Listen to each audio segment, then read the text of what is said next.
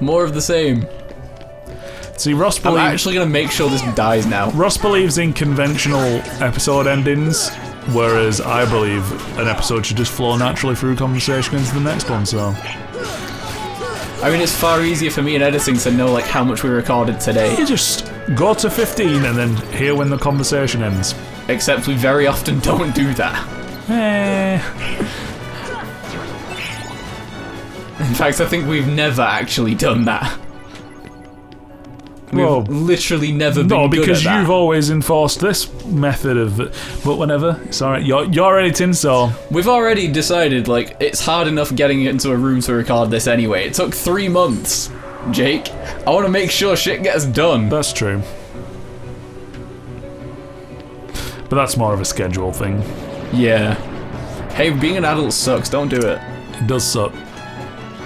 I mean, objectively, it kind of doesn't, but, you know, it does at the same time.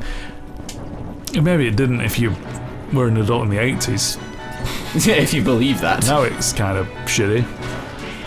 Ha, gentlemen who... Shout-outs to the gentleman going on in the stall last week who was going on about, like, having... he was, like, talking to, like...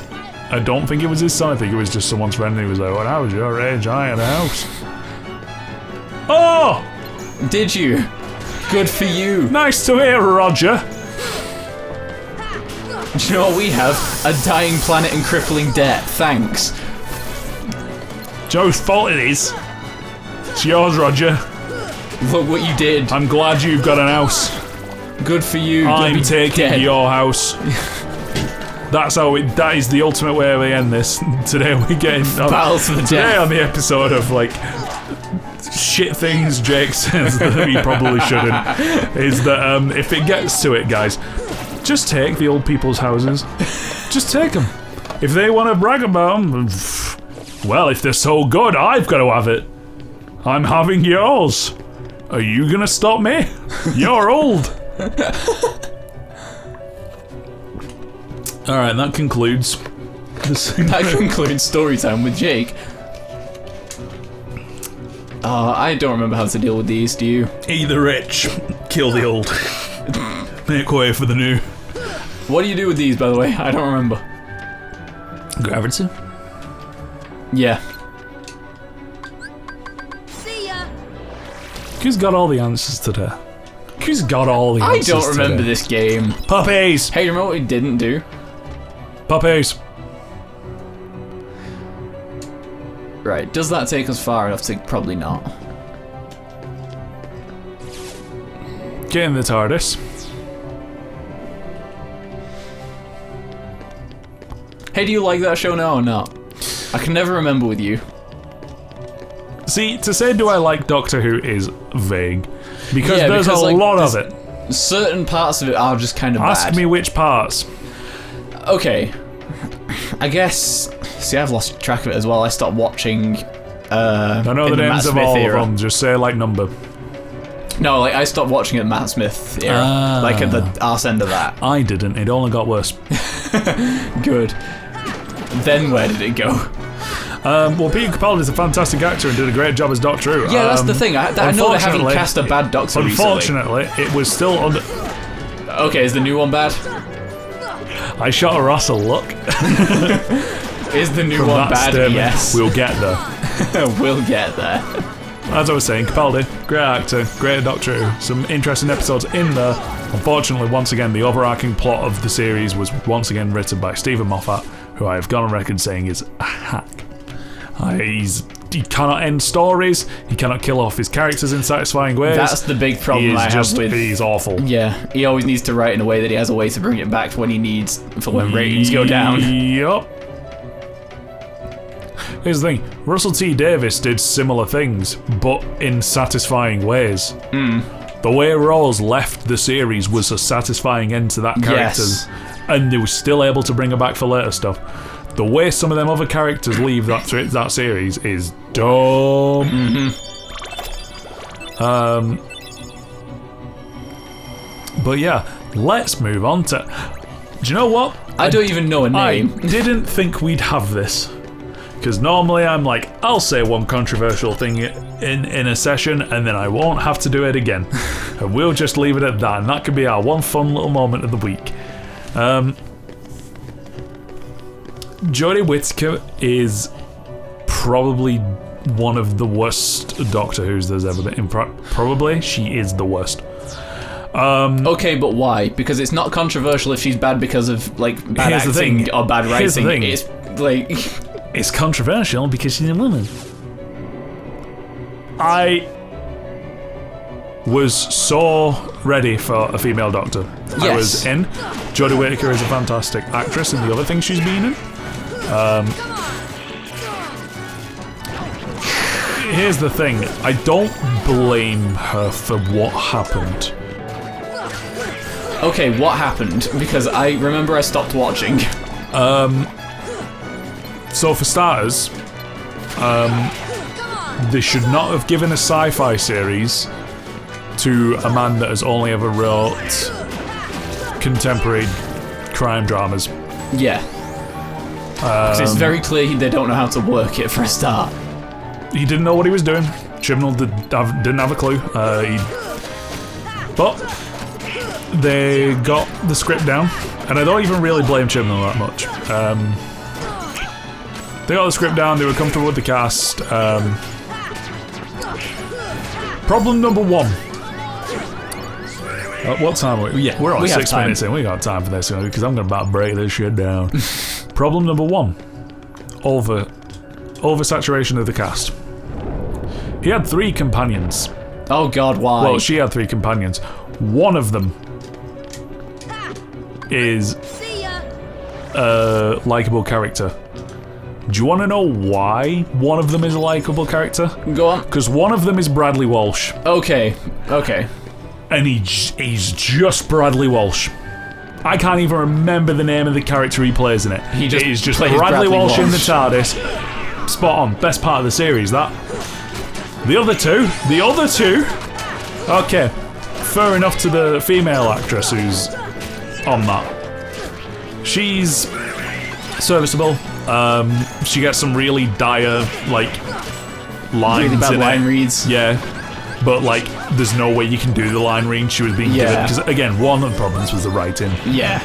And that's been a fairly consistent problem for a while, as far as I understand. The guy! Oh, now we're getting into it. That is one of the most prime examples of just bad acting in TV that we've had in recent years. In such a major franchise. He's awful. He's so bad. It's one of the worst performances Bad I've how? ever seen. Like, stiff? Just unbelievable? Very, very stiff. In that I cannot move while I'm talking because it's too much for brain to comprehend. Oh. In that everything I say has to be said with a really, like, I need to remember my lines mentality. That shouldn't be on TV. It is a mixture of stuff with a character that's just honestly, like, not believable anyway. Okay, so what's wrong with the actual character then, if not the actor? If it's bad on top of bad, what's the second layer of bad? The character is meant to have an attitude because his mother died. Okay. The edgy emo story from D&D, yeah, Father left. Father was like nobody who just left. To do. Then, within the first episode, he loses his grandma, who's always been looking after him all that time. This is every edgy first-time D&D character I've ever heard. During the funeral, Father still didn't show up.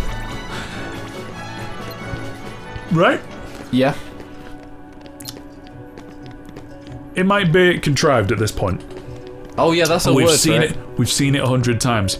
Here's what you don't do with that. You don't make them a super chipper, like, quirky lad to come out of all that. You don't make him, like, a bit of a weird oddball. No, if you're going to give him a story like that, you make him a serious character who, like, doesn't see joy in shit. Because the way that character is appealing to in any circumstance is he gets to the point where he starts to see joy in shit. Yeah. It's called a redemption arc. But there's nothing to redeem because he's fine. So we have to deal with all this woe is me bullshit, and then but with no actual woe to back it up. woe to back it. Yeah. On top of that, they give him like just this weird hand-eye coordination quirk that keeps coming back in. They literally spend like 3 minutes of a scene with him, like. Okay, first episode. It's not even 3 minutes. It's like 6 minutes of a scene. Is the character trying to like grow the courage to climb a ladder? Oh my god. Okay, hand-eye coordination's bad. You've got to climb a tall ladder up onto a crane that's super high up and doesn't have like the best supports. Yeah. Fair enough. Yeah. I can see how that'd be good. There's another 4-minute section in the very next episode of him having to climb up a ladder again with no high stakes during that moment. He's just climbing a fucking ladder. And the same thing happens. And he's like, oh, I don't know if I can do it. Oh no, here's a ladder, it's scary, man. Oh god, it's so like high and shit, and I'm like, fall, I can't believe it. This is one character. I've not even gotten into episode breakdowns yet. Oh wow. This is one fucking character that are just straight up. Even if the series was good, still I would have hated it because of this one character. That being said, Jodie Whittaker's go at the Doctor. She'd have been fine in a better written series. It became very apparent that she knew she didn't like the script. Ah, right. Very early on. Phones it in very early. She phones it in. And again, I don't blame her. I was going to say, it's hard to blame the actor when they're given shit. Like, it doesn't change the fact that she's the worst Doctor yet. Because she's not even done it, like, had a go at it. Yeah, like, I guess part of the job is that you just take what you're given and run with it as far as you can. There's only so much you can do, but at least do something, yeah? They just played off the Northernisms as much as they could. Well. It gets worse. Oh, good. So, episode 1 sets a bit of a plot. There's this villain in it that's going to appear later in the series. Fair enough, whatever. He was an interesting villain until he took his fucking mask off. Like, he was this cool, like, cyber robot alien who was on this hunt. Okay. And then he's like, just because Doctor is going to be Doctor Who, rather than having just a cool character, he's got to be silly in some way. Takes his mask off and he's like, and every time I kill someone, I take one of their teeth and put it in my face! For one of the dumbest looking monsters that have ever been in Doctor Who, which is just a really, like, red guy with teeth in his face. Is this one that I need to look up and put a picture on screen? Yes. I think his name was like... Oh, they do this dumb thing as well where he's got a name and then they immediately give him a pet nickname based off it. And that's all he's called. I can only remember the pet name now, which is like Tim Shaw or something like that. Yeah. By the way, a plot. Yeah. So. Hey, look, he's gone. He's gone. Not that that's obvious at all. Yes. The keyhole to the dark. The bumhole to the... Unlock it. And the Heartless will overrun this world. Yes. What do I care? The darkness holds no power over me. Rather, I will use its power to rule all. Oh, that one's good. Such confidence. And also Riku makes the same clothes moving sound effect. Yeah. Hey, look, it's your favourite plot point, a replica. Oh. Ah. Impossible. The princesses of Heart are all here. It must be her. Without her heart, she will never be able to release her power. Good thing it's on its way. The king's fools are here. I'll deal with them myself. You stay here and guard the princesses. And for God's sake, boy, crack a smile. There we go. Edgy fuck. No vaping. Next time. Next time.